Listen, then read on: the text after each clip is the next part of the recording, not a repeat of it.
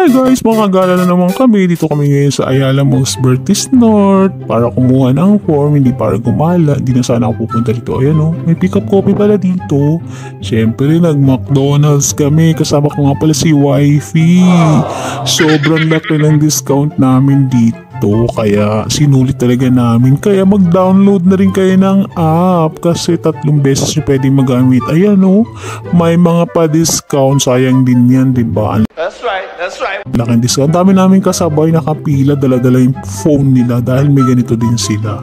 Siyempre, di ba, McDonald's yan. Ayan o, nag-take out pa ako ng double cheeseburger.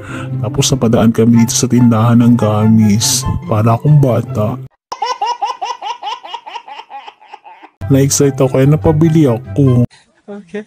Kasi na-miss ko na talaga to. Pero grabe siya, di ba? Heto na yung binili ko. Ang konti, bitin. Next time ulit.